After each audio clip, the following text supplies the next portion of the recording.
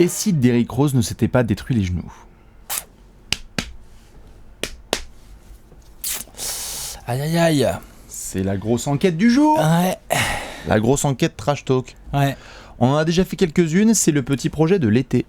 Voilà, c'est les inédits de l'été. Ça fait partie des inédits de l'été de Trash Talk. Tout à fait, et donc chaque lundi, pour vous proposer un peu autre chose que vos top 10 habituels, top 10 all-time, qui reviendront par la suite, eh bien, nous avons décidé de faire ces enquêtes sur ces grandes questions dans l'histoire de la NBA, des joueurs qui parfois ont changé d'équipe, parfois sont décédés. Parfois ont vu leur carrière écourtée, ou en tout cas leur niveau, le nombre de saisons au gros niveau, là c'est de ça dont il est question aujourd'hui. C'est de ça dont il est question. Dans des circonstances pas toujours très rigolotes. C'est ça, et on peut se demander que se serait-il passé si les dieux de la santé, par exemple, avaient été gentils avec Derrick Rose, si un enchaînement de vraies bonnes décisions aurait pu changer sa carrière complète. Mon petit dossier, moi. Tout à fait. On s'installe donc tranquillou. Vous êtes là sur l'enquête Trash Talk du jour. On fait la bise à tout le monde en souhaitant un bon début de semaine. Vous prenez aussi vos petits dossiers, vos petits fichiers, en pensant évidemment aux fans des Bulls qui sont en PLS, ceux qui ont vécu la grande saison de Derrick, car oui, aujourd'hui nous parlons de Derrick Rose, le MVP de la saison 2011. On va faire comme d'habitude le contexte, la montée en température, le grand événement, un petit peu de science-fiction, et la boîte à what if pour essayer de justement... l'échelle de what if, clairement. Ah bah la boîte à SF, vous allez comprendre, ça va faire mal. Et puis l'échelle du what if aussi, on se fera plaisir. Alex, nous sommes en 2008, si j'ai envie de dire. On va commencer par le début du début, non ? Racontons, comme dans les vraies séries B, une belle petite histoire qui monte en température. Il était une fois un joueur venant de Chicago. Ouais, tout à fait. Et drafté par les Bulls.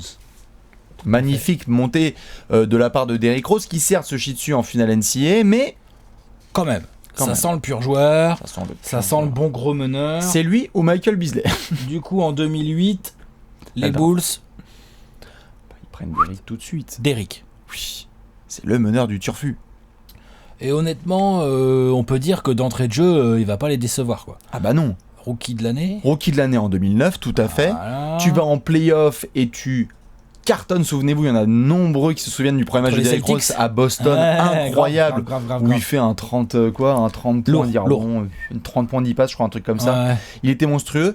Bref, il ne manque aucun step, hein. Rookie de l'année, il est même All-Star, je crois, dès sa deuxième saison. Je crois pas. Ou troisième. La première fois, c'est en 2010. All-Star 2010, tout à fait, All-Star 2010. Bref, en gros, la montée en puissance est idéale parce qu'on voit ce meneur, premier choix de draft, qui valide, qui coche toutes les cases mois après mois. Hyper athlétique, hyper rapide, des appuis incroyables, des changements de direction incroyables. Goran Dragic. Un putain de handle. Une capacité à driver, à absorber le contact absolument ouf. All-time, des dunks incroyables. Donc là, il y a du showtime, des résultats, de la production statistique, du leadership. Enfin, il y a beaucoup de choses. Et le mec est en NBA depuis 3 ans. Il y a beaucoup de choses, il est tout jeune. Et donc tout ça nous amène gentiment à l'été 2010, où Derrick va faire un petit tour avec Team USA quand même. Hein. Très important dans la carrière de Derrick, ce tour tout à fait avec Team USA, puisque ça va aussi lui servir un peu de déclic. Genre, putain, ok, je suis certes le meilleur joueur chez moi, mais wow, là je bosse avec des gars. Il y a KD en Turquie. Hein. Ouais, ou même. Ça calme. Ouais, voilà, il y a KD. Il y a Iguodala, je crois. Enfin, il y a du gros joueur. Et donc Derrick Rose revient, il se dit, et il le dit tout de suite au camp d'entraînement, et nous on se marre, et si j'étais le MVP? Il le dit vraiment. Il l'annonce en pré-saison. Ouais. Et bah putain mon pote. Il a 22 ans le mec. Hein. Il va faire une saison. Il va faire une saison de porc. Incroyable. Qui statistiquement n'est pas folle, hein, c'est du 25 points et 7 passes de moyenne. 8, c'est lourd. Mais par contre, il y a 60... Attends, bouge pas. Il y a 60, on a dit, 62 victoires.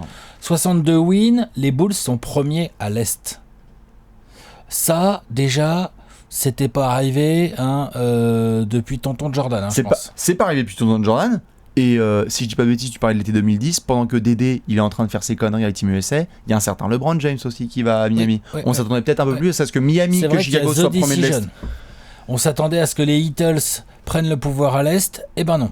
Eh ben, pas encore. Et c'est Chicago qui tout à fait une Les saison. Bulls, les Taureaux, 62 wins, dans le sillage d'un mec de 22 ans qui va donc devenir, Derrick Rose, le plus jeune MVP de C'est l'histoire quoi? NBA. C'est Wes Unseld sinon derrière lui, j'imagine, Ouais. un truc comme ça. Il a 22 ans et les genre il poussières. va sur ses 23, hein, mais il a encore que 22. 22 ans, le mec est MVP, entouré magnifiquement. Souvenez-vous de cette équipe avec du Joakim Noah, du Holding, du Carlos Boozer, du Ronnie Brewer, du Omer Ashik, du Kyle Korver, tout ça drivé par Tom Thibodeau. Les Bulls sont on fire. On fire. Et leur meneur, évidemment, est au sommet. Au sommet.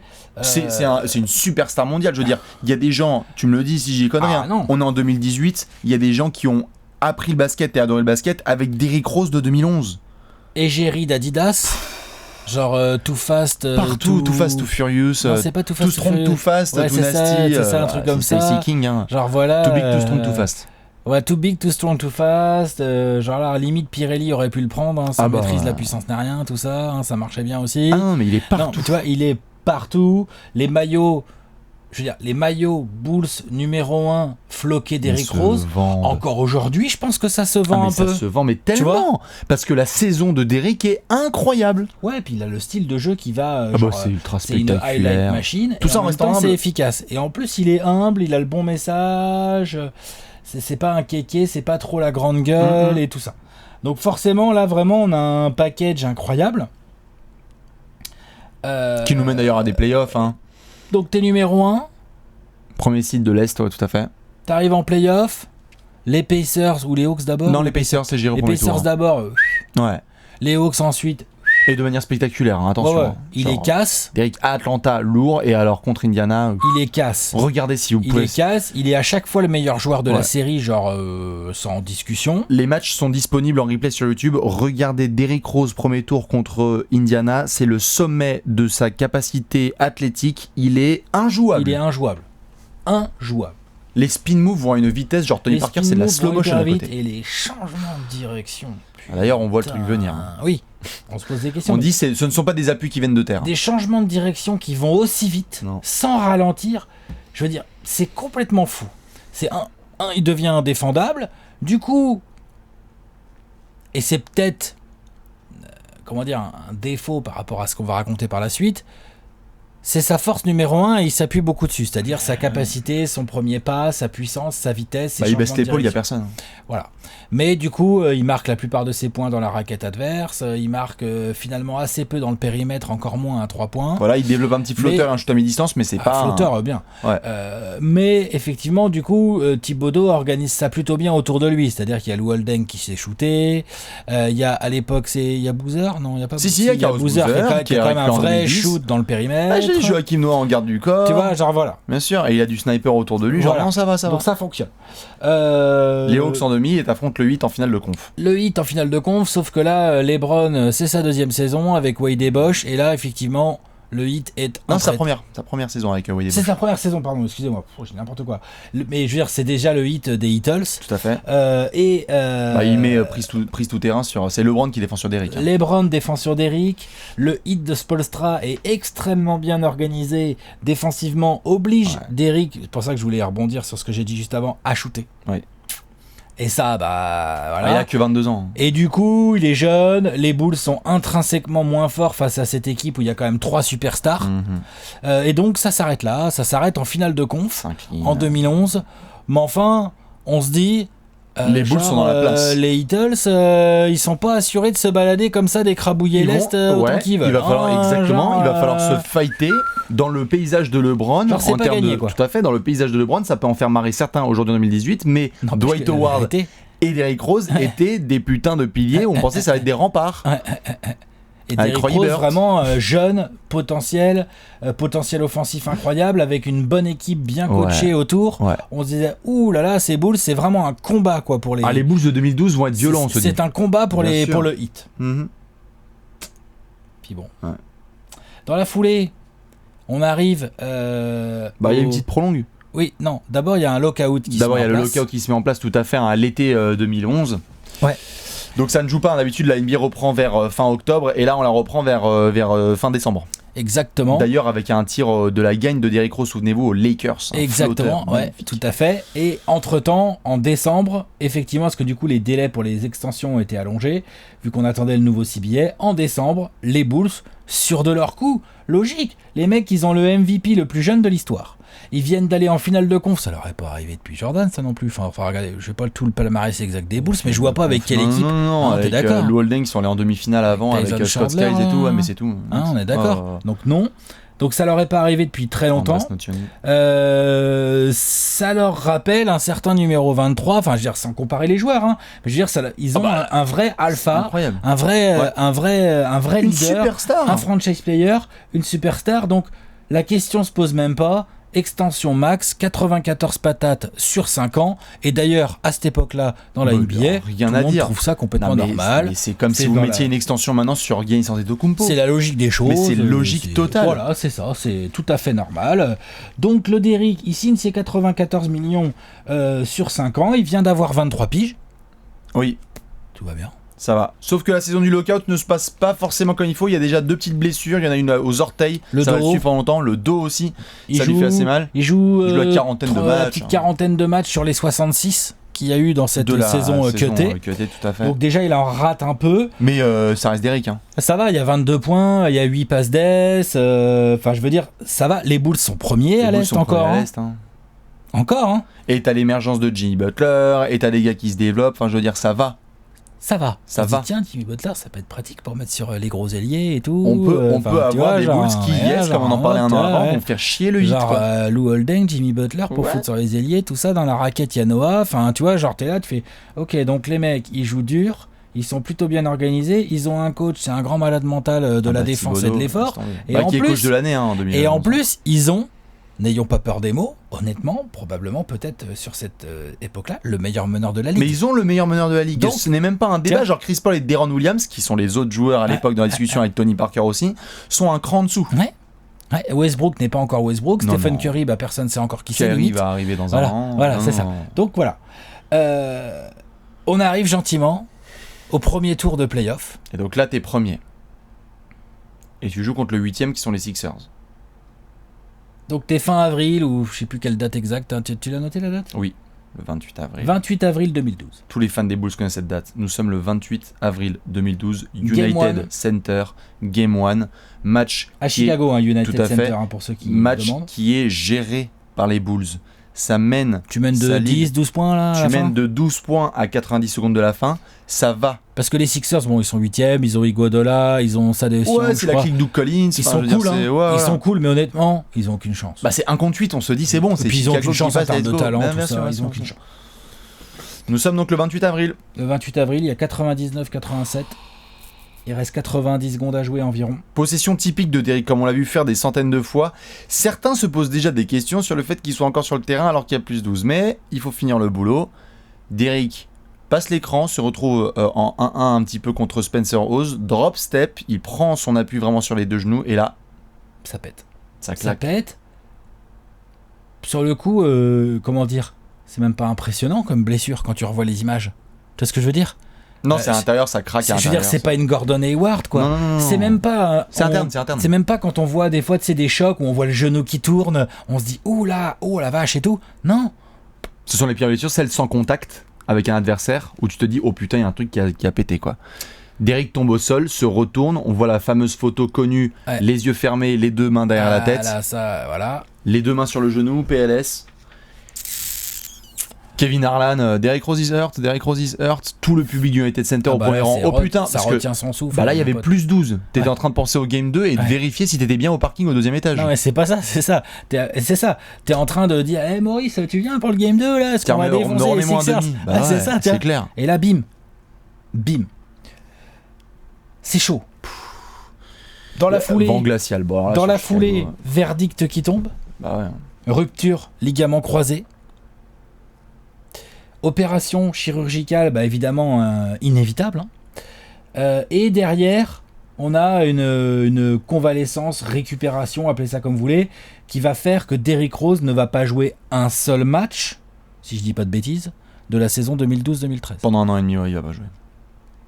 Non, mais déjà, tout à fait. Et saison qui est très très bizarre parce que souvenez-vous de la com, The il Return, revient Adidas, pas, gna gna gna. les Bulls, horrible niveau communication qui ne décident pas de trancher sur est-ce que ça va rejouer ou pas. Derrick qui rejoue à l'entraînement à partir de janvier. Oui, il y a le feu, il y a même en mars, on dit c'est bon, tous les voyants sont au vert, Derrick peut revenir, donc les Bulls sont qualifiés pour les playoffs. Hein. Et les Bulls se démerdent, disons la clique, c'est avec Nate Robinson et compagnie. Robinson, Joachim Noah, j'adore cette team. Marco Bellinelli et je tous. les adore. C'était quoi je vais même adorer leurs playoffs moi cette année-là. Ah non mais ils sont incroyables. Kiffer. Les Thug Life là, ceux-là. Ils sont chauds à jouer d'ailleurs. En plus dès que LeBron arrive à chaque fois à Chicago, c'est un bordel. Le Game 7 contre les Nets, enfin, on en tu te dis, tu rajoutes Chicago, Derrick Rose là-dedans, ça peut refoutre le bordel. Ouais, grave. Mais il revient pas. Pas un seul match. Les Bulls passeront les Nets au prix d'un... Donc les fans sont furieux, hein, juste. Hein. Ah, les fans sont furieux. Parce que ça fait 6 mois qu'il y a de la com sur The Return. Hein. Les fans sont furieux. Il y a des trailers d'Adidas toutes les 2 semaines. Et surtout les fans commencent à plus rien comprendre. Plus rien accepter. Derrick Rose ne s'exprime pas trop. Les rares fois où il s'exprime, on sent bien que c'est un peu fébrile tout ça, qu'il sait plus trop où il habite, le pauvre. Pendant ce temps-là, ses coéquipiers se donnent comme des chiens, là, comme tu l'as dit.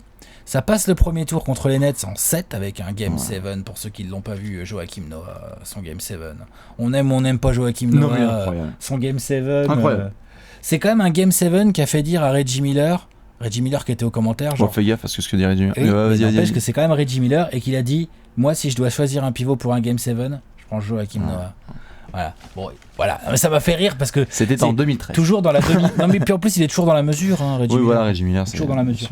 Mais en tout cas, c'était parce que Joachim Noah était effectivement dans une démonstration d'énergie, de volume. T'es là, tu fais mais c'est incroyable. Non, tu vois. Voilà. Bref, ensuite, ça perd en demi contre qui ? Contre le hit de Bronbron. Tu te retrouves face à le Bronbron et on l'a vu cette série. Jimmy Butler est sur LeBron pendant 48 minutes sur tous les matchs. Thibodeau tire la corde. Je sais plus c'est qui, c'est Nate Robinson qui bégère sur le banc. Enfin c'est n'importe quoi, tout le monde est malade. C'est nimp, c'est du Thibodeau jusqu'au bout. Genre il veut absolument tout donner dans la bataille. Ça perd, c'est comme ça. Et surtout on se dit quand est-ce que va rejouer Derrick Rose. L'été passe et là en octobre on peut enfin reprendre le vrai business et Derrick rejoue. Il joue, il recommence sa saison régulière. Et il reprend son rythme, on est fin octobre, et ça retrouve un peu ses marques. Et il faut rejouer, et le genou tient, et ça va bien, et tu te dis, ok, peut-être que les Bulls vont pouvoir l'utiliser. Tout à fait comme avant, mais il peut encore jouer. Il peut encore jouer, il peut mettre sa vingtaine en dormant, il n'y a pas de souci. Ouais, et puis il fait encore des petites accélérations. Tout à fait, et puis encore une fois, Jimmy Butler devient de meilleur en meilleur, on se dit, ça peut aller, ça peut devenir violent. Ouais. Déplacement à Portland. 22 novembre 2013. Ça fait 1 mois que le mec joue. Et là, tout d'un coup, pareil, hein, tout seul aussi, hein, sur un appui, hein, tout d'un coup, clac, il se tient le genou. Ménisque. Déchirure ce coup-ci. Pas rupture, hein, si je dis pas de bêtises. Hein. Ce qui est quand même beaucoup moins grave. Sur le papier, en tout cas. On est d'accord. Ouais. C'est moins grave sur le papier. Ouais. Enfin, a priori, quoi, c'est plus facile à opérer, je crois. Enfin bref, je suis pas médecin. Hein. Mais a priori, il y a quand même une échelle qui dit que la rupture, c'est plus grave que la déchirure. C'est moche. Parce que il était un peu revenu et très vite, trop vite, il se reblesse. Quoi. La photo de lui en pull rouge, en béquille, en sortie du Moda Center avec violence. Ça fait 1 an et demi que tu attends. 1 an et demi qu'il bosse. Et là, tu le vois. Et c'est surtout les Bulls qui doivent annoncer qu'il est out pour la saison. C'est-à-dire qu'il vient d'y avoir la saison 2012-2013 qui est blanche. Et là, 2013-2014, au bout de 10 matchs, out. Ça pue. Donc là, ça commence à devenir Là, ça commence violent. à craquer côté Bulls. Retenez bien 28 avril 2012 dans vos têtes. Putain, c'est une date terrible. Parce que par la suite, c'est... Ça commence à craquer côté Bulls. Totalement. On voit Thibodeau qui n'a pas vraiment le choix, donne les clés du camion à Jimmy Butler. Ah, normal. L'autre il devient All-Star quasi, donc logique. Il devient incroyable. Hein. Les Bulls, toujours avec les clés du camion à Jimmy Butler, avec des petits meneurs. Hein, Thibodeau il a le secret pour te faire des trucs incroyables avec des petits meneurs et tout ça. Là, les DJ Augustine, Aaron Brooks, machin, tout ça. Je sais plus ce qu'il y a eu dans cette époque-là. John Lucas. Toujours Joachim Noah. On voit Taj Gibson aussi qui commence à... Oui, bien sûr, mais ça fait le boulot. Ça fait le boulot, ça fait grave le boulot. Ça va en playoff, ça passe encore le premier tour et ça perd encore en demi. En 2014, il me semble, ça perd en demi contre le Heat, il me semble. Si je dis pas de bêtises, Ouais, ça doit être ça. En demi face à LeBron, 2014. C'est ça. Le Heat encore. Encore, le Heat merci. qui est donc en route pour une petite branlée en finale. Tiens, comme il faut. Comme il faut, mais malheureusement pour les Bulls, c'est encore là. Putain, c'est dur. Plus. C'est dur. t'en as marre, c'est encore et encore la même affaire. Et Derrick, tu peux pas compter sur lui. On se retrouve à l'été 2014 avec un Derrick, on sait pas trop ce qui va se passer. Bon là ça craque par contre, Ça craque souvenez-vous, dans tous les il y a des sens. conférences de presse, il Ouais, chiale avec il Adidas chiale. et tout. Ça craque de partout. Tu vois, et d'ailleurs tu commences à voir des histoires avec la famille, avec les frères, ça commence à devenir chelou. C'est pas juste une blessure, Non. c'est genre le joueur qui craque. Le joueur, mentalement, ça craque aussi. C'est-à-dire que Derrick Rose, qui avait l'air d'avoir un mental de warrior de ouf, un guerrier de malade, Tu viens de la banlieue de Chicago, un mec qui a peur de rien et tout, et ben là, malheureusement pour lui, son corps a craqué, et ça a été tellement pesant, tellement dur à vivre pour lui, que c'est le mental qui s'est mis à craquer aussi derrière. Et là, si je dis pas de bêtises, ça vire Thibodeau, là, ça change là, non? Ça change C'est là, Thibodeau. hein. En fait, il y a encore une saison juste de Derrick, qui est la dernière, celle mais- avec Pogazol et tout ça. Si, il est encore C'est là. avec Thibodeau, Tibbs. ça Ouais, c'est avec Tibbs. Et après, là, Tibbs s'en va. Et donc, il y a 2015-2016, qui est Oui. la dernière saison de... 2015-2016, qui est la dernière saison de Derrick Rose. Qui là où il joue quasiment le plus grand nombre de matchs, Exactement, il joue pas si où mal. ça va, il retrouve sensation, il joue plus de la 60aine de matchs, où ça va, mais il commence à avoir des frictions avec Jimmy Butler. Avec Jimmy Butler, il y a Fred Hoiberg, donc, qui est devenu le coach de Chicago. Ouais. Et nos amis Gar Forman et Johnny Paxson décident à l'été 2016 de trader Derrick Rose à New York. À New York contre Rosé Calderon, Robin Lopez et C'est les avec Tucs. Joachim Noah, tout ça là, c'est comment ça marche tout Non, ça non, puisque Joachim, je te rappelle, est agent justement, libre. C'est agent libre, oui. Joachim Ouais. Noah, tout à fait. Phil Jackson. Un bon petit contrat de Phil Jackson. Mais non, pour le coup, il est transféré à New York juste avant la draft, d'ailleurs. Et là, sur la saison Sherian Grant. 2016-2017, non pas que Derrick Rose n'est plus Derrick Rose n'est plus D-Rose, Derrick Rose n'est plus Too Big, Too Fast, Too Strong, tout ça. Par contre, il fait quand même une saison honnête avec les Knicks. Alors, il fait une saison... C'est pas si mal. Hein. Il fait une saison statistique honnête, il a 18 points et 6 passes de moyenne, on se dit waouh, genre croque, c'est hein. bien, oui bien sûr. Puis le duo avec Carl Anthony, bon, Catastrophe. inutile de Ouais. terminer la phrase, Dégueulasse. c'est un peu compliqué. Coaching de merde et tout. Coaching Enfin, c'est de merde, c'est la totale. Et puis surtout, à la limite, lui c'est bien sur le terrain parce qu'il s'y retrouve, mais on parlait du joueur qui craque et qui... Enfin, et il se retrouve au milieu d'une affaire de viol. Enfin, faut qu'on en parle aussi. C'est que Derrick, la chute, elle n'est pas que sportive, elle est totale. On retrouve dans les affaires le mec, mec, un procès, d'aller le au training camp camp et tout, d'entraînement, ouais. c'est entre le tribunal et le terrain. C'est terrible. Il y a des détails qui sortent du dossier. Tu te dis, mais Derrick a pété un Il a plomb. pété- c'est pas- Mais oui, il a pété un plomb, c'est sûr. Et en plus de ça- croyez-nous, on n'a pas touché le fond encore. En plus de ça, malheureusement pour lui, en fin de saison régulière avec les Knicks, Ah, mais ça, franchement, Alex, honnêtement, le jour où cette info est tombée, je crois que j'étais déprimé. il se fait le ménisque. Il se refait le ménisque en avril, en fin de régulière avec les Knicks. Quoi. Donc là, Donc- ça commence à vraiment faire beaucoup. Donc là, t'as fait 28 avril 2012, genou. T'as fait novembre 2013, ménisque. Et tu te refais le ménisque 2 ans plus tard. Putain de merde. Alors que t'avais Non, tout donné. 3 ans plus tard, ouais. Ouais, pour essayer justement de retrouver un peu de basket et de solidité, tu t'es encore fait un genou. Putain. Toujours. Du Il coup, est jamais laissé seul. cette saison 2016-2017 était la dernière du très gros contrat qu'il avait signé en extension avec les Bulls. Ouais. Du coup, à la fin de la saison, les Knicks vont le laisser libre. Et là, ce sont les Cavs. Et là, on n'est vraiment plus sur D-Rose, puisque là, il accepte de venir au minimum. Au chez les Cavs. minimum, former MVP, vous vous rendez compte, il y a quelques années. Puis là, il a quel âge? Il a 27 ans. Attends, bouge pas, j'ai dû le noter cette affaire. Bah, il a 27 ans quand il arrive aux Cavs. C'est ça. Ou 28, max. Ouais, un truc comme ça. Bah, s'il est MVP en 2011. 2012. Oh. Attends, en 2011, il est MVP à 22 ans. Donc 7 ans plus tard, il en a 29. Ouais, voilà. Mais non, c'est 6 ans plus tard, parce que c'est 2017. 28, ouais. 28. 28 piges. Il débarque 28 au piges, minimum. ancien MVP, il prend le minimum. Avec la gueule balafrée, les locks et tout. Tu te dis, bon, ok, on va tester chez les Cavs. Là, tu sens qu'il va se refaire une image en gagnant. Le délire durera un mois. Hein. Là, il y a des délires qui disent oui, on sait pas s'il veut encore rejouer au basket. C'est avec LeBron et les Cavs qui disent oui. Ah, c'est au bout d'un mois, ouais. Il aura tout le temps qu'il veut. Ah non, mais Derrick attends, et bien tout sûr. ça, Alors, machin. non, là, c'est au Oh bout là d'un là. mois. C'est-à-dire que le premier mois, ça Quelle va. horreur, quelle horreur, quelle horreur. Il joue dans l'effectif des Cavs, ça va. Il commence à trouver ses marques. Et au bout d'un mois, il quitte le groupe.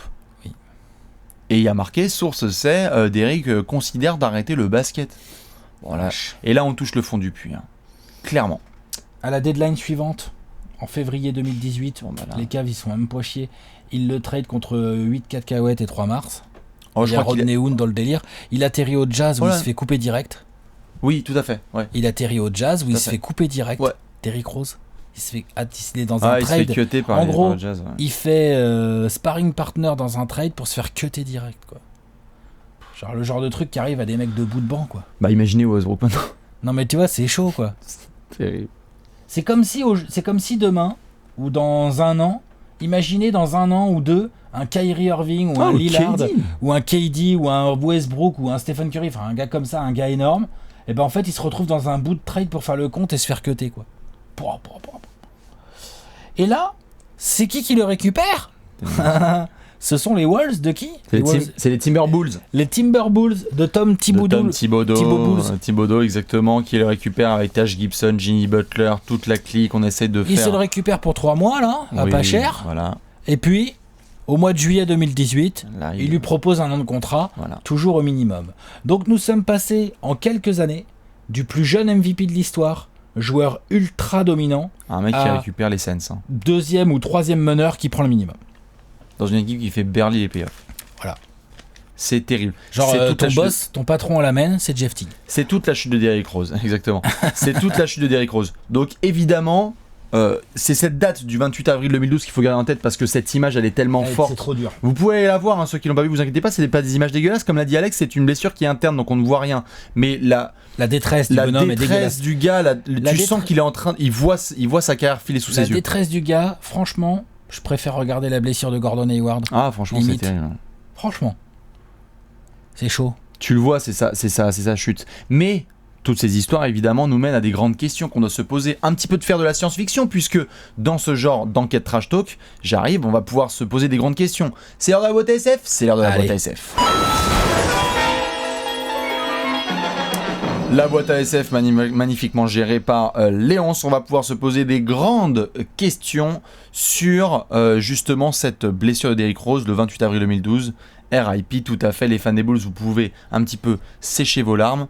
Plein de questions qu'on doit essayer de se poser maintenant qu'on connaît l'avenir depuis 2012. Eh bien, on a le droit de se poser des questions en se disant what if, what the fuck, et si, et si. Première question que j'ai envie de te poser, Alex. Vas-y. Franchement, c'est peut-être celle que se pose le plus d'habitants de Chicago. Ouais. C'est quoi? Et si Tom Thibodeau avait sorti ses titulaires à la fin du match? C'est Tom Thibodeau. Il y a plus 12 à 90 secondes de la fin. On se moque de Mike D'Antoni qui fait des rotations à 7-8. Mais à côté de ça, Mike D'Antoni à côté de Tom Thibodeau, c'est Greg Popovich, quoi. C'est un Spur, tu vois? C'est un préventif. Ouais, non mais on est d'accord ou pas? Tom Thibodeau est un taré aujourd'hui encore, il l'a toujours été. Et là, effectivement, on va pas lui mettre sur le dos tous les malheurs de Derrick Rose, attention, hein. Mais c'est clair que quand tu mènes de 12 à 90 secondes de la fin, je dis pas que t'as gagné. C'est plus facile à dire après, de dire il fallait faire sortir Derrick et tout. Mais effectivement, on peut se poser la question de au-delà de est-ce qu'il aurait dû le faire sortir 90 secondes, tu vois, t'es quand même très bien placé pour gagner, mais en même temps il restait beaucoup de temps, 90 secondes au basket. Mais surtout, on peut se demander, genre, quand tu regardes les minutes de la saison, quand tu regardes comment il est utilisé et tout, tu peux te dire que la méthode Tom Thibodeau, si j'ose appeler ça ainsi, n'a certainement pas aidé Derrick Rose physiquement, qui était encore un joueur jeune. Donc, est-ce que... Allez, je pose la question exprès, hein. Est-ce que c'est de la faute de Tom Thibodeau? Oh non. Moi, je peux pas remettre la faute sur un coach parce qu'il l'a pas fait sortir. Je pense juste... Moi non plus. Quand je dis juste ça, c'est par rapport à ses rotations et son coaching à lui, mais est-ce que c'est la faute? Non, il y a trop d'éléments en compte. Est-ce qu'il devait forcément faire sortir son meneur titulaire à 90 secondes de la fin à plus 12? Oh oui, merde. Moi, je suis partagé. Je suis partagé. Plus 12, tu fais sortir Derrick, tu prends un 3, mauvaise défense, tu reprends un 3. T'as dit Chiang à 3 points. Ouais, non, mais d'accord. André Iguodala au lancer. Ok, imaginons qu'il aurait dû. Donc Tom Thibodeau a quand même une part de responsabilité. Parce qu'il aurait dû faire sortir son meilleur joueur à plus 12 à la maison au match 1. Il ne l'a pas fait et dans la foulée, il s'est blessé. Oui, mais on peut pousser la question encore plus loin. Ça, c'est si on se base juste sur le Game 1. Sauf que, comme tu le disais, et on l'a bien mentionné, le jeu de Derrick n'avait pas changé. Le jeu de Derrick a toujours été comme ça et on s'est bouffé les doigts en se disant « Oh putain, si ça tient, c'est fabuleux ». Est-ce que, même si Thibodeau l'avait sorti, il n'y aurait pas eu un craquage par la suite? Un jour? Moi, je pense que si. Si, on est d'accord. Moi, je pense que... c'est pas possible de jouer. Parce que là, on juge ça avec le recul. C'est-à-dire que quand tu regardes... C'est pas possible, putain. Je vais faire des grandes phrases, mais quand tu regardes la longue et très riche histoire de la NBA, Il y a des joueurs qui ne reviennent pas de certaines blessures parce que elles sont extrêmement graves et que c'est dur d'en revenir, ou parce qu'ils sont déjà trop vieux ou des choses comme ça. Il y a des joueurs qui ne reviennent pas de certaines blessures parce que quelque part mentalement ils ont du mal à revenir. Je pense que Derrick Rose fait partie de ces gars-là. Au-delà, ce que je veux dire par là, c'est au-delà du fait de son style de jeu, je pense qu'il y a aussi la composition mentale, enfin les dispositions mentales de Derrick Rose qui ne l'ont peut-être pas aidé. Par exemple, Russell Westbrook. Quand il se fait non mais je veux dire, je compare pas Derrick Rose et Russell Westbrook. Je compare juste leurs attitudes mentales vis-à-vis de la blessure. Il y a plusieurs choses. Il y en a un qui se pose pas de questions et il y en a un qui s'en pose beaucoup et qui du coup ne cède pas. C'est Derrick Rose. Oui, mais il y a tellement en parler de tout ça. À fait, mais il y a tellement d'éléments de chance et d'aléatoire dans ces histoires-là que, enfin, je veux dire, on n'a même pas parlé du staff médical des Bulls. Si vous voulez, on peut parler de Lou Holding et lui demander ce qu'il en pense. Il y a des gars aussi à Portland qui ont beaucoup de choses à dire sur le staff médical des Blazers. C'est clair que ça. Peut-être que si Derrick, on peut se poser la question, et si Derrick avait été pris en charge par un autre staff, peut-être que ça aurait été. S'il avait été pris en charge par le staff des mecs qui ont la réputation de bien faire. Les Suns, les Spurs, le Thunder. Le Thunder, exactement. Tu vois, voilà, ou même les Mavs. Ouais, ou le Heat. Tu vois, genre voilà, des gars ça aurait peut-être été différent. Et du coup, on revient aussi à Thibodeau. La rotation, ça compte. Ouais. Quand même. Mais je suis d'accord avec toi pour le style de jeu. Parce que tu vois, quand je suis d'accord pour dire que quand tu fais comme ça, à 40, tes chances. À 40 km/h, je sais pas combien il va, mais très vite en tout cas, à 35 km/h, sur des coups de rein. Bien sûr. Et ben oui, tu augmentes tes articulations, oui, tes ligaments sont mis à rude épreuve. Et oui, ils peuvent péter, et s'ils pètent, c'est d'autant plus compliqué de revenir parce que t'as qu'un seul style de jeu. Tout à fait, mais ce que je veux dire pas, c'est que quand on fait les comparaisons avec Westbrook, je trouve que si Westbrook a énormément de mérite pour s'être remis notamment de sa blessure avec Pat Beverley, c'était il y a quand même quelques années où il est revenu très rapidement, etc. Je veux dire, Derrick, ce qui lui arrive en novembre 2013, genre quoi, un an et demi après, c'est ça, l'histoire du ménisque. Ouais.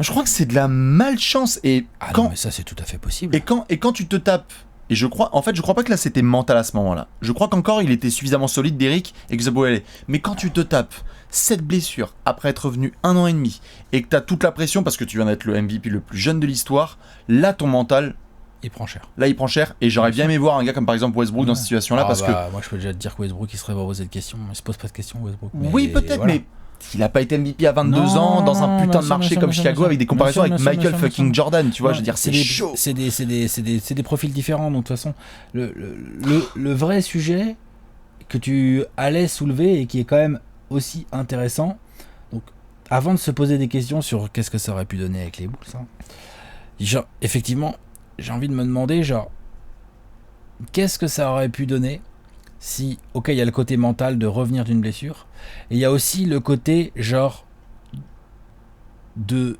être capable de se dire, faut que je modifie mon jeu. S'adapter au jeu, on en a parlé très tôt, et ça a été... Il l'a jamais fait. Et c'est quelque chose sur lequel, Derrick, on l'a beaucoup critiqué. On l'a beaucoup critiqué, et malheureusement pour lui, je trouve, a raison. C'est-à-dire qu'il y a eu un moment où il s'est mis à plus trop pouvoir peser, parce qu'il avait toujours le même jeu, mais plus du tout les mêmes capacités athlétiques.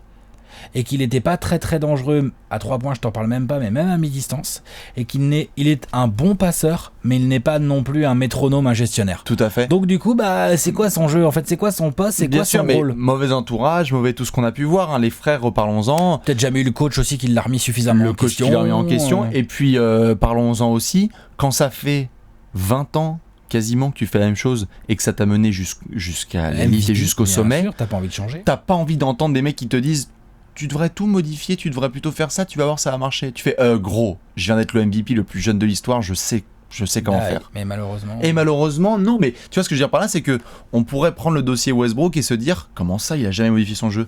Bien lui en a pris Westbrook de pas modifier son jeu. Il est devenu MVP en triple-double de moyenne par la suite. T'imagines s'il avait dû modifier son jeu après 6 heures de ménisque? Donc, il y a des cas où ça marche et celui de Derrick où en fait moi je trouve que le jeu de Westbrook est beaucoup plus complet que celui de Derrick. Oui, complet, mais un autre. Bien sûr, mais tu vois, à ses débuts, c'était quand même très bon les changements de direction. Bien sûr. Et quand ça monte sur les pivots et ça atterrit sur le. Bien sûr. Mais il va un peu plus tout droit. Lui, c'est d'autres risques. Oui, voilà, ça Lui, il va un peu plus tout droit dans les chocs. Les rebonds offensifs de Westbrook. Voilà. Qu'on me dise pas qu'on a le dos qui fait. Non, qui fait même comme le ça, dos, bah, même les genoux quand il retombe. Non, mais tu vois, nous, Non, mais dans le bien siège, sûr. moi je suis là, genre, Oula, putain, oula, c'est un peu doucement. chelou. Dans les autres questions qu'on peut se poser, évidemment, c'est si Derrick, ça se passe. C'est-à-dire que ça se passe bien. On part sur le fait peut-être que ça aurait tenu si Thibodeau le sort, etc. Est-ce que LeBron aurait le même palmarès ? Est-ce que les Bulls auraient un 7ème titre ? Est-ce que ça aurait vraiment changé l'Est ? L'équipe des Bulls dont on parle, cette belle équipe avec Noah, Est-ce que cette équipe, Butler, avec un Rose qui progresse après Boozer. son titre de MVP, ouais, c'est ça la question. ouais, Avec un Rose qui progresse après son titre de MVP, avec un Thibodeau qui les bourrine au coaching, si ça reste en bonne santé, est-ce que tu peux taper le hit de cette est-ce que époque ? ça peut taper ce grand hit là ? C'est quand même pas sûr. Hein. C'est compliqué. C'est pas gagné en tout cas. Ouais. En tout cas, c'est un joli rival. On aurait eu des belles finales ou De demi-finales ouf. de conf. Parce qu'en plus, en régulière, Putain. on se régalait. Ah ouais, puis ils aimaient pas les Browns. Ah Il y non, avait non, une vraie non, rivalité. c'était une Les vraie Browns, rivalité. ils se prenaient des coups Ah bah de les la corde à tampons linge et tout. de Nazer Mohamed, Hein, de des coups de la Kirk corde à Heinrich et linge, tout. même Ah, bien Taj sûr, bien sûr, Gibson, bien tout sûr. ça, les Ah, sales fautes. Tout le monde mettait des savates. Joachim Noah et tout. Enfin, Tout le c'était monde vraiment était ça. intéressant. Disons- On n'a pas eu droit à cette rivalité. Ouais, disons que je pense, après tu me diras toi, mais je pense que la route aurait été un peu plus difficile, mais je pense que LeBron aurait quand même. LeBron avec ce Wade là qui est encore fort, le Bosch et tout. Je pense que ça aurait été compliqué, mais en tout cas ça aurait été vachement intéressant à suivre, hein, parce que j'aime bien Mario Chalmers, j'aime bien mettre LeBron sur le meneur, mais tu sais que ça aurait quand même été compliqué, hein. Ouais, en fait, il aurait Avec fallu. l'émergence de Jimmy C'est Butler ça. et tout. J'allais dire, c'est exactement vois ça. C'est si Jimmy Butler évolue bien et entre les deux ça se passe. Dis donc, oh là là, ça devient chiant, hein, tout de suite, hein. Grosse équipe, hein. Donc non, D'ailleurs, il mène 2-1 contre les. t'es non, fan des Bulls. je dis de la merde. Il mène 2-1, excuse-moi, contre les Cavs avant que LeBron égalise au Oui, buzzer au United oui, Center. oui. Et c'est la team avec Derrick, Jimmy Butler, Paul Gasol Ouais, c'est la team 2015. 15, puisque c'est la première année de retour de LeBron. Mm. Il mène 2-1, hein. Le shoot de Derrick au buzzer avec la planche. Ouais, et après il y a le LeBron dans le corner là, Ah, pour faire 2-2. fuck it. Le Le palmarès n'aurait pas changé de LeBron, je pense qu'ils Je auraient. pense pas, mais on est toujours. Moi, si j'étais, si t'es un fan des Bulls en face de toi et qui te dit mec, on aurait pu être champion avec cette équipe, tu peux pas lui dire genre non, c'est pas possible. Grave. Tu vois, tu peux pas lui dire genre mec, tu délires. T'es obligé de Pas considérer genre, genre. 1,62 victoires, tu peux pas lui dire genre T'es non, obligé gars, de vous allez considérer galérer. que genre oui, potentiellement Clair. effectivement avec un Derrick Rose qui se blesse pas, qui arrive à 25-26 piges là. T'es obligé de considérer que genre. En tout cas, cette ça équipe, pique. ouais, cette équipe, je pense qu'on est d'accord, est meilleure que les Pacers qui de facto sont devenus les rivaux du 8. Bien sûr. Elle est plus Les forte. Pacers de Elle Paul est plus George, David talentueuse. West, Elle Lance est plus Stevenson, talentueuse et elle Roy est pas Hibbert. du tout moins forte en défense et elle est plus talentueuse. Ouais. Clairement pour moi. Pas photo pour moi. Et est-ce que Derrick aurait pu à nouveau être MVP ou pas Peut-être, oui, pourquoi pas. Avec un gros bilan et des stats meilleur. et un gros bilan et Ouais. une grosse défense là derrière lui, tu vois. parce que par la suite il y a du KD, il y a du Il y a du LeBron. monde. Ouais, Il y a du ouais, monde, c'est il y a tendu. du monde, hein. Attention, hein, il y a des pépères. Puis après, il y a en partir de 2015, c'est Stephen Curry. Hein. Enfin, tu vois, genre attention, il y a des pépères. Hein. Mais bon, tout est possible. Je sais pas s'il aurait pu être MVP à nouveau. Par contre, je pense sincèrement qu'on aurait pu avoir des énormes duels en finale de conf à l'Est entre le Heat et les Bulls. Et que c'est des duels, ça aurait été les duels les plus durs à gagner de l'histoire du Heat, de ce Ouais. Heat des Heatles, quoi. J'ai 2 dernières questions Mhm. pour te mettre on the spot. Et je vais mettre tout le monde on the spot. Et c'est 2 grosses questions. La première, tous les MVP sont Hall of Famer. Oui. Et donc Est-ce que Derrick Rose sera Hall of Fame? Oui, pour moi, oui. Pour moi, il y a des joueurs bien moins forts que lui et bien moins impactants sur la League qui y sont déjà. Je cite aucun nom. Je sais pas citer de nom. Pas la peine de me regarder avec ce petit sourire. Qui a fait des plus longues carrières quand même, ça. Là. Ouais, mais bon. Est-ce que Derrick Rose sera Hall of Fame? Ça c'est la première. Et Le plus jeune MVP de l'histoire, il va pas être au Hall of Fame? Ah merde. Ah putain. Genre. Non. Il va être Hall of Famer. oui, mais c'est Derrick combien de Rose. grosses saisons? J'en fous. Drazen Wow. Petrovic, il est Hall of Famer. il est décédé, frère. Oui, Derrick Rose, il est pas décédé, mais parce que. Non, mais l'autre il a mené la Il y a Croatie. un peu de ça quand même. Ça n'a rien à voir, il est Hall of Fame de la NBA. Oui, mais bon, c'est Drazen fucking Petrovic. C'est le contexte est Non, quand mais même je dis différent. pas que je compare pas les deux joueurs. Genre oui, si Je- Derrick Rose décède demain, on est je Hall of veux Fame. juste dire par là que le nombre de saisons NBA n'est pas forcément the factor.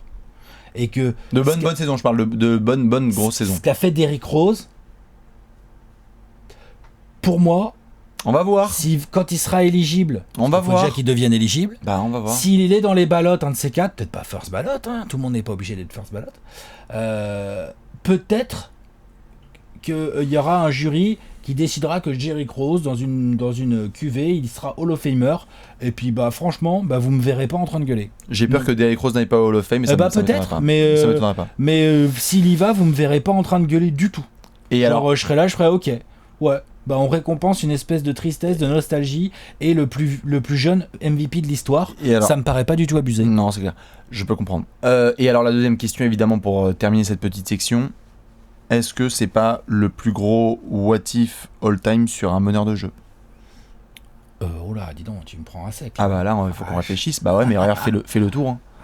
Si, non mais ce que je veux dire par là, c'est que regarde, quand on fait les classements des meneurs all-time et qu'on met du Magic, Isaiah, Derrick, Chris Paul, etc., Curry, toute la compagnie, bref. Vu le début de carrière de Derrick, en 2012, on parlait de, vas-y, le gars, il va être... Non, vu son début de carrière, tu pouvais te dire, oh là, ça va devenir un des plus grands meneurs. Ça va devenir un des plus grands meneurs de l'histoire. Tu pouvais. Est-ce qu'il y en a beaucoup qui sont dans cette discussion-là et qui sont des what if, genre sur leur carrière complète ? Genre Derrick aurait pu être un des meilleurs meneurs de l'histoire et on n'a pas pu le voir jouer au max, quoi. Penny Hardaway ? Je sais pas, je demande. Peut-être qu'on en parlera. Hardaway quand même. Peut-être qu'on en parlera. Gilbert, c'est en dessous. Gilbert, c'est en dessous. Oh. Mais tu vois, il a eu quand même 3 saisons All-Star de suite, le Gilbert. Fais gaffe au lapsus. Fais gaffe au lapsus. 3 saisons. On va revenir sur le replay. 3 saisons All-Star de suite avant de se faire le genou. Bien sûr. Se faire le genou avec Gerald Wallace qui tombe sur le genou, c'est quand même pas de peau. Bon, après il y a des guns et tout, donc là il a merdé. Mais non, c'est en dessous. Okay. Par contre, Penny, ça cause, on va dire. À la main. Tu me demandes, je t'en sors un. Moi, c'est déjà pas si mal. Oui, clairement, Derrick, c'est un what if de ouf. Je sais pas ce que je prendrais. J'aurais bien aimé voir Derrick avec le Shaq, tu sais. Ouais. Moi j'aurais bien aimé voir. Bref. Non. Et on va se faire la petite échelle du what if, t'es chaud ? Allez, on se fait tout de suite l'échelle du what if. L'échelle du what if, vous la connaissez, vous pouvez d'ailleurs y participer gentiment, on vous attend dans les commentaires en vous faisant la bise. Comme sur chaque enquête Trash Talk, on essaie à chaque fois de donner une petite note de 1 à 5 petites étoiles pour essayer de voir à quel point c'est une histoire, une enquête qui a défoncé énormément de carrières, de scénarios, de possibilités, ou bien pas trop, on n'en fait pas trop une choucroute garnie. Alex, quelle note tu mets ? Je vais mettre 3,5. Oh, Quand même hein. T'en mets plus que pour d'autres épisodes qu'on a fait précédemment. J'en mets plus que pour des épisodes qu'on a fait précédemment, clairement, parce que je considère, comme tu viens de le dire toi-même juste avant, on a quand même fait un petit tour vite fait dans nos têtes, après on a sûrement oublié des mecs, mettez-nous des coms, mais concrètement, à la main, en termes de mecs avec un potentiel all-time, un potentiel de joueur all-time, ça impacte évidemment sa carrière à lui, c'est-à-dire qu'on a le plus jeune MVP de l'histoire, on l'a jamais vu dans son prime, enfin en pleine possession de ses moyens, c'est quand même les boules. Claire. Genre là, je rappelle qu'on est en 2018 au moment où on fait cette vidéo, Derrick Rose, il a pas encore 30 piges. Honnêtement, dans ma tête, sa carrière elle est finie, tu vois ce que je veux dire ? Enfin, voilà quoi. Quand même, qu'est-ce que ça aurait donné ? On en est quand même à se poser la question de est-ce que ces Bulls-là n'auraient pas pu faire péter le hit de LeBron ? Non mais on se pose quand même la question. Quelle autre équipe que ça peut nous faire se poser cette question ? On est d'accord ? Aucune. Donc 3 donc je mets 3,5 il aime bien parce que je considère que déjà les virgules ça Léonce il aime bien et en plus je considère que en fait on en a quand même vu suffisamment pour se dire putain le mec était quand même dominant et donc on a quand même un mec très dominant qui a été stoppé en plein vol. Alors pourquoi je mets que 3,5, comme ça après je te laisse la parole et je ferme ma gueule. Je mets que 3,5 parce que j'estime que non plus ça change pas non plus le cours de l'histoire. Ça travaille côté Bulls et ça travaille sur la carrière en elle-même de Derrick Rose. Voilà. Eh bien écoute, je te mets 2 étoiles. Ah c'est tout ? Oh la vache. Parce que j'ai bien aimé la saison de Derrick Rose. T'en mets moins que l'autre fois l'NBS. Oui, tout à fait. D'accord.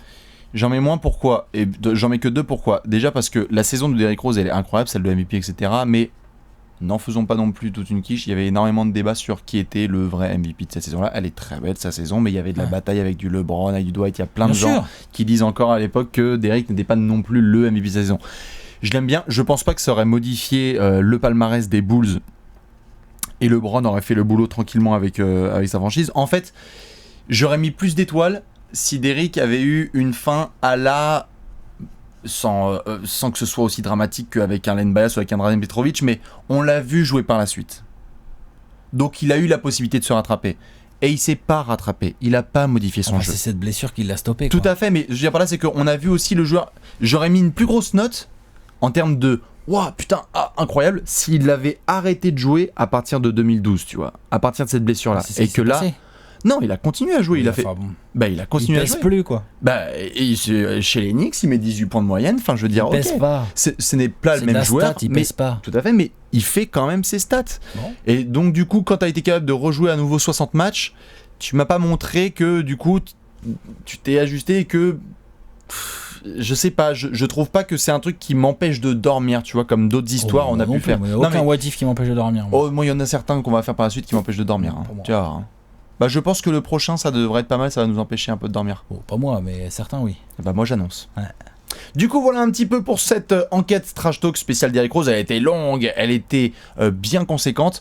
Nous, on va vous donner rendez-vous lundi prochain pour une nouvelle enquête. N'hésitez pas à balancer vos commentaires et on se retrouve ce lundi pour une nouvelle enquête Trash Talk. Ciao, ciao. Ciao.